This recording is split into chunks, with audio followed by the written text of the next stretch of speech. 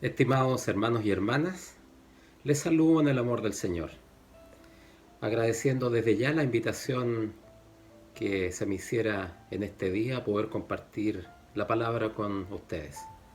En este día tan importante para el metodismo mundial, para la Iglesia Metodista de Chile, pero principalmente para cada una de nuestras vidas. El día de mañana, 24 de mayo, celebramos un año más del nacimiento, de la fundación del metodismo, primero en Inglaterra y luego extendido a nivel mundial. El día de hoy celebramos en este culto la experiencia del corazón ardiente. Y he querido compartir la palabra con ustedes, junto con recordar la experiencia del corazón ardiente, un mensaje que he titulado El cambio que genera Dios en nuestra vida. Recordemos que el 24 de mayo del año 1738, Juan Wesley, un pastor anglicano, el cual llevaba ya un tiempo importante participando con un grupo de pastores y hermanos de la iglesia anglicana en los llamados bandas, clases, agrupaciones que fueron los orígenes del metodismo, asistió en un día común y corriente, a un servicio religioso en la iglesia morava de una famosa calle, la famosa calle de Aldersgate, en la ciudad de Londres. Allí escuchó, como él mismo relata, el coro cantar el Salmo 130, versículos 1 al 5. Después el predicador leyó una porción del prefacio de Martín Lutero a la carta a los romanos, y Wesley escribe en su diario de vida, en su diario en el que hasta el día de hoy nos gozamos por esos escritos que nos heredó. Nos indicaba, como a las 9 menos cuarto, mientras escuchaba la descripción del cambio que Dios opera en el corazón por la fe en Cristo, sentí arder mi corazón de una manera extraña. Sentí que confiaba en Cristo y en Cristo solamente para mi salvación. Y recibí la seguridad de que Él había borrado mis pecados y que me salvaba a mí de la ley del pecado y de la muerte. Me puse entonces a orar con todas mis fuerzas por aquellos que más me habían perseguido y ultrajado. Después di testimonio público ante todos los asistentes de lo que sentía por primera vez en mi corazón. A esa altura, Wesley ya era ministro de la iglesia anglicana. Había sido misionero en los Estados Unidos. Dicho en palabras de este tiempo, él habría sido perfectamente el obispo de nuestra iglesia, un superintendente o un destacado pastor. Sin embargo, hasta ese momento, ese 24 de mayo, él no había recibido completamente lo que significa que Cristo viva en nuestras vidas. Es por ello que esto constituye un desafío para cada uno de nosotros. Probablemente muchos de los que están escuchando llevamos años en la iglesia, décadas, de familia cristiana y tal vez de familia metodista. Sin embargo, es importante que de la misma manera que Juan Wesley buscó hasta que encontró, poder buscar ese cambio que Dios opera y obra en la vida de cada uno de nosotros, poniendo un punto de inflexión en nuestra vida, un antes y un después, tal cual como ocurrió en la vida de este pionero metodista. Una vez más podemos reconocer y dar cuenta de la gran trascendencia de tener la experiencia con Jesucristo y con plena certeza en la salvación que Él nos entrega. Plena certidumbre que nos ha liberado de los pecados y que nos ha salvado. Esta experiencia, la del corazón ardiente, no se puede quedar únicamente en lo espiritual y en la individualidad de cada uno de nosotros, sino que somos invitados a que esto trascienda, de la misma manera como Wesley lo mencionó en ese minuto, trascienda lo social. Debemos ser capaces de impactar, y como decía Wesley, de impactar a toda la nación. En esta breve introducción, solamente quiero poner un elemento muy relevante para lo que es la doctrina metodista, heredada por estos pioneros. Nuestra doctrina metodista se sustenta en lo que se denomina el cuadrilátero wesleyano. 4 pilares, 4 bases que nos hacen diferentes a los pentecostales, a los católicos y a varias otras denominaciones. A mi juicio, ni mejores ni peores, sino que diferentes. Y por lo tanto esta doctrina la sustentamos en la tradición heredada de los profetas y de tantos hombres y mujeres de Dios. De la Escritura, segundo pilar. En tercer lugar, algo que nos caracteriza mucho a nosotros como metodistas, la razón. Y en cuarto lugar, del que da cuenta esta rememoranza del corazón ardiente que celebramos en este día, es la tan olvidada experiencia. Y es en esta última de la cual quiero empezar a reflexionar, no sin antes que invitarles a que podamos hacer un raconto, una rememoranza, un recuerdo de lo que ha sido este tiempo de pandemia y de la cual llevamos ya 15 meses en nuestro país. La pregunta es, ¿en qué hemos crecido respecto a nuestra relación con Dios? ¿Cuánto más cerca o más lejos nos encontramos de Dios?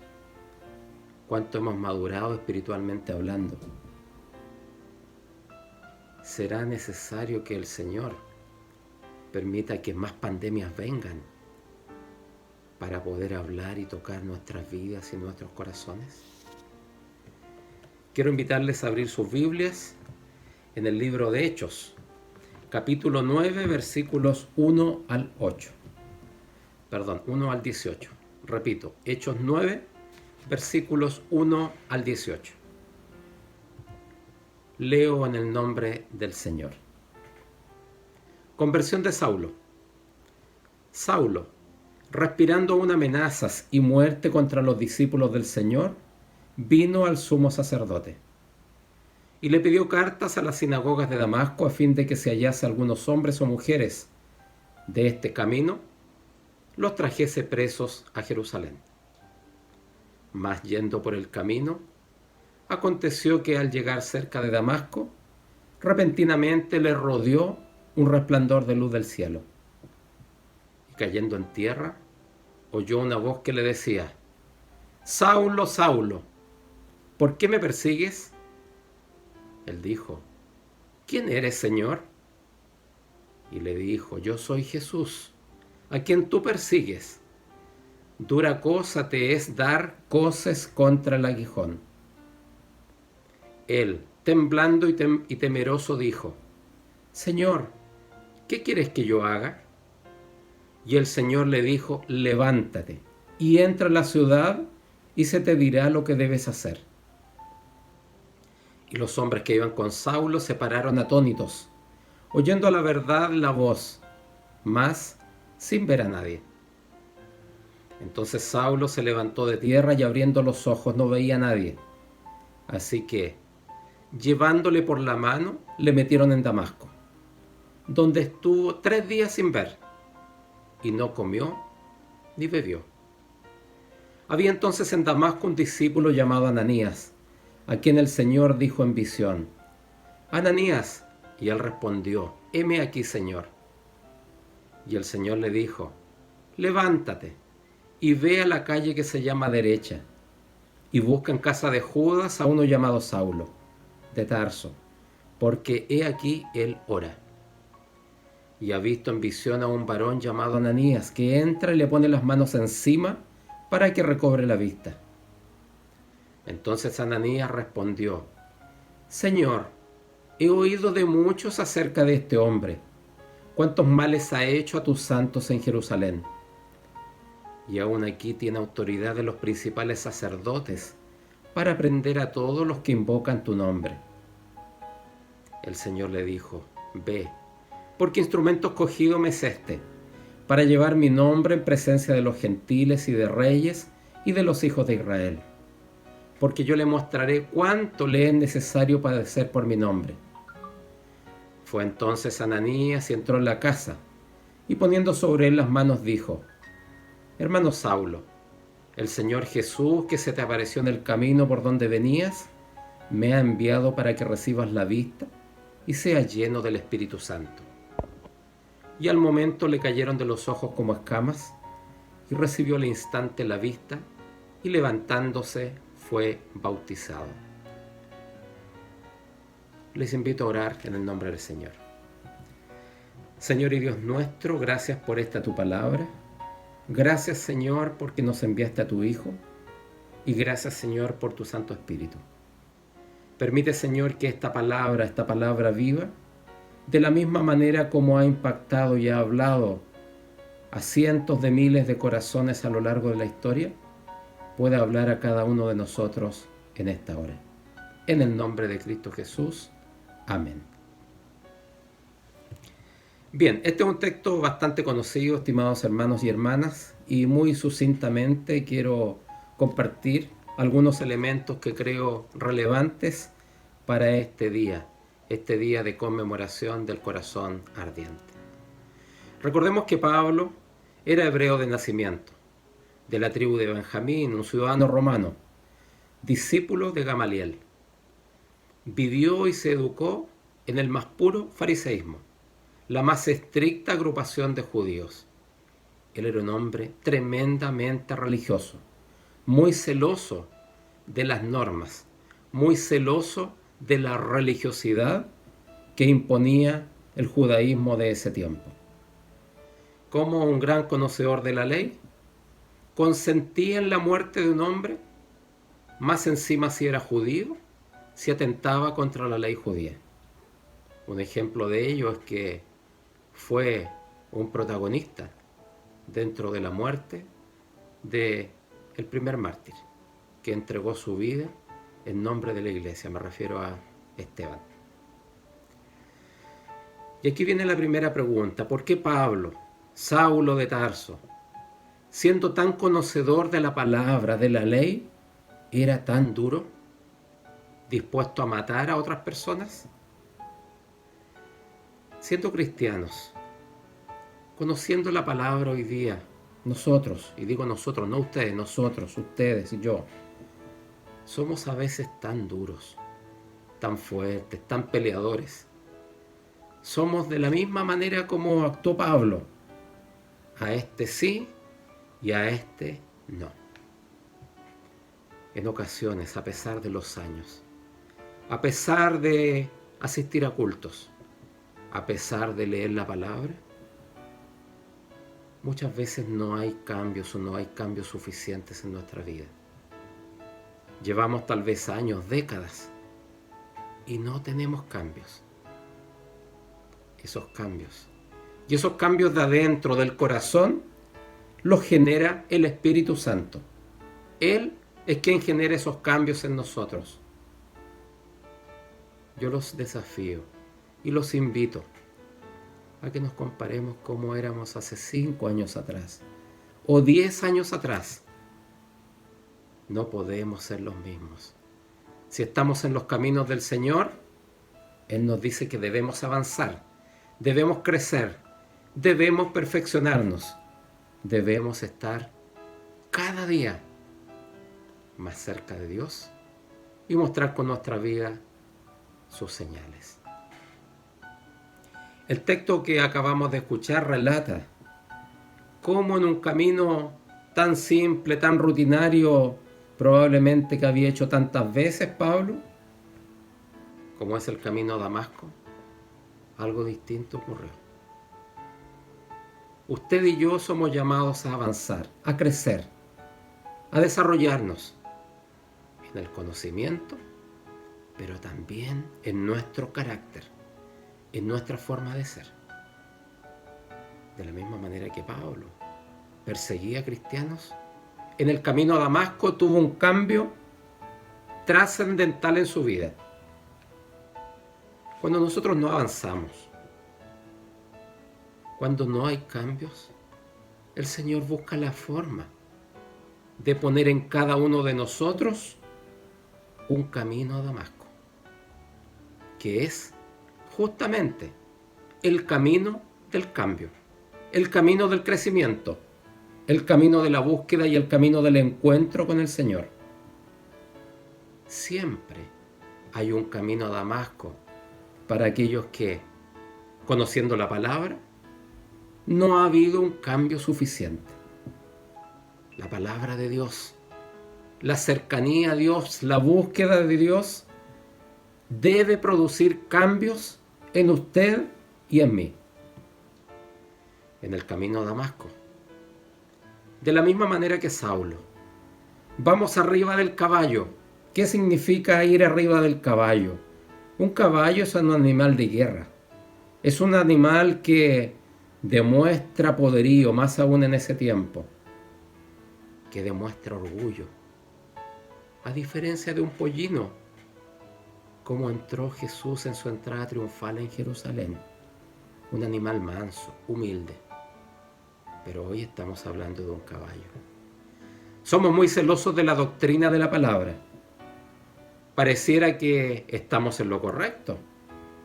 Pareciera que muchas veces le estamos haciendo un favor a Dios con estar presentes en esta hora.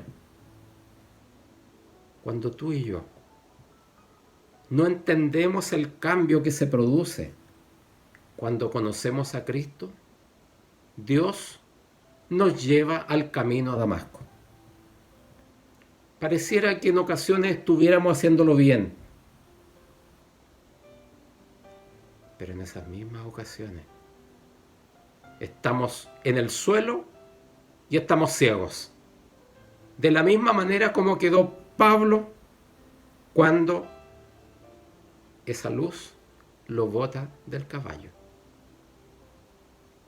¿Cuántos de nosotros en esta pandemia, y tal vez de antes de la pandemia, hemos estado en el suelo y hemos estado ciegos sin poder ver que Dios sigue actuando y se sigue manifestando en este tiempo? Casi llegando a Damasco, casi llegando a la meta, a nuestro lugar de destino, Dios nos lanza al suelo. Dios quiere lo mejor para sus hijos, pero muchas veces pasamos más en el suelo que arriba del caballo. Necesitamos un cambio, porque tenemos hijos, tenemos nietos, hay una generación por delante. Sin embargo, casi llegando a Damasco, Dios repentinamente me tira al suelo. No nos damos ni cuenta a veces cuando ya estamos en el suelo.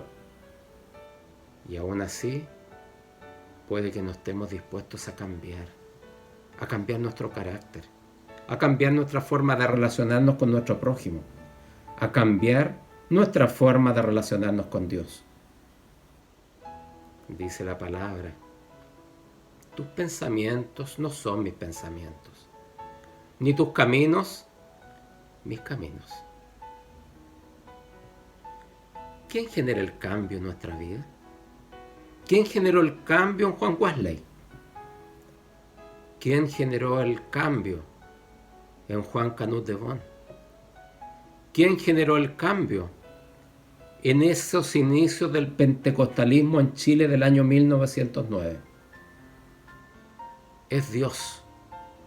Y es el Espíritu Santo quien genera ese cambio en nosotros, que nos invita, nos desafía, nos llama a que esta mesa del cuadrilátero wesleyano no quede coja, sino que tiene una pata muy importante, que es la experiencia.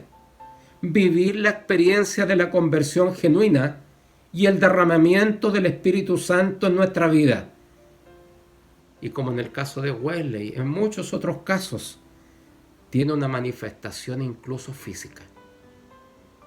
En este caso que recordamos hoy, un corazón ardiendo. Cuando Dios quiere que te aceleres y no te quedes en la ira, en la rabia, muchas veces con nuestra boca, con nuestro accionar, matando personas, Dios te punza con el aguijón. Dios no quiere jueces. Él ya es el juez por excelencia. Esta caída, este porrazo antes de llegar a la meta, antes de entrar a Damasco, es una señal para que cambies.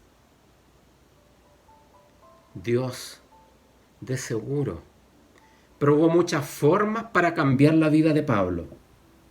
Sin embargo, él seguía con su señal. Dedo abajo. Maten a Esteban. Así como tantos otros cristianos que pasaron por el juicio de ese judío duro, de ese judío que estaba dispuesto a matar por las ideas humanas que había impuesto el judaísmo en su mente y en su corazón.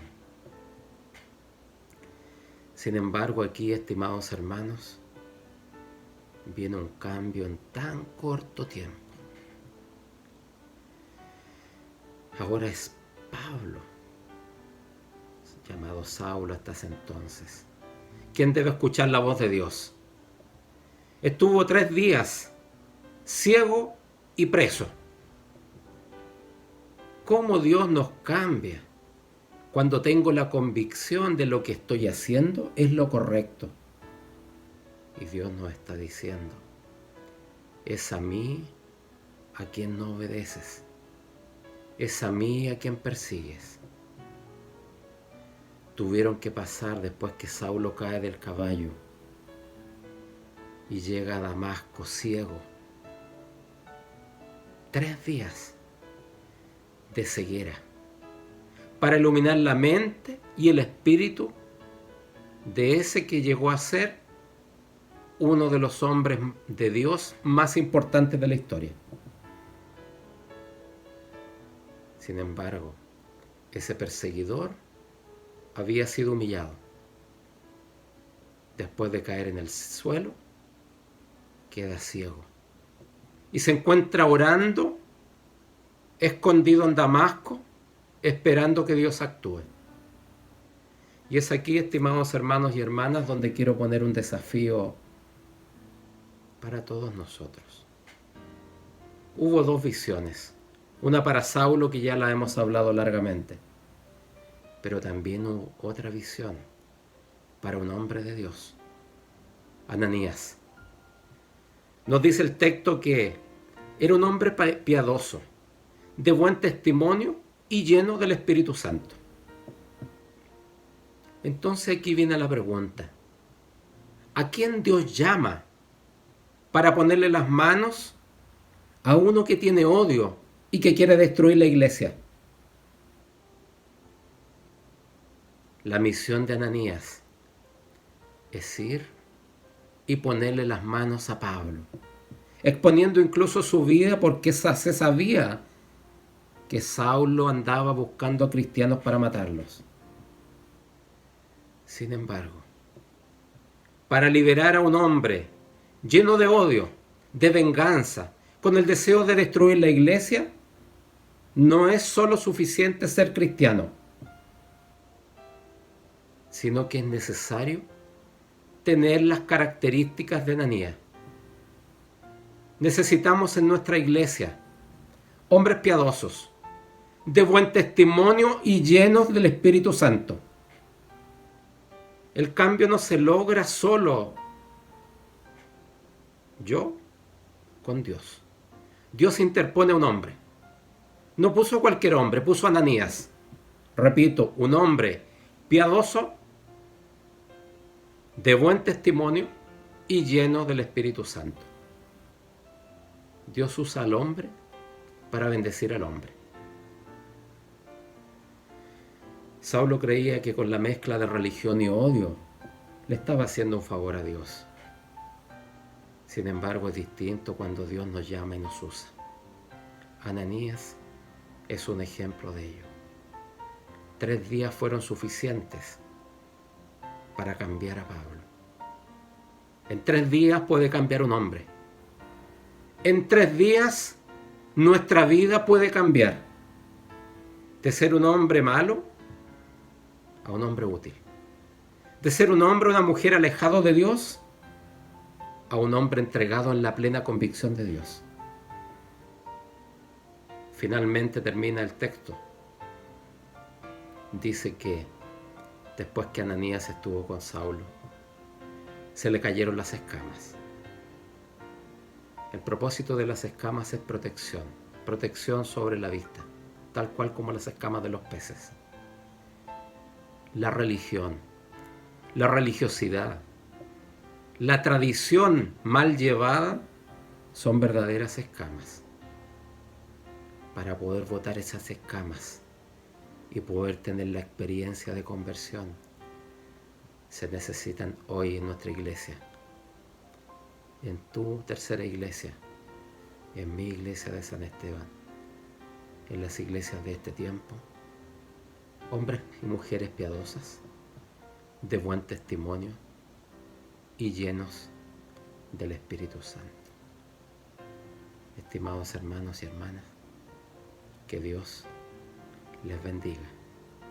El que tenga oídos para oír, que oiga.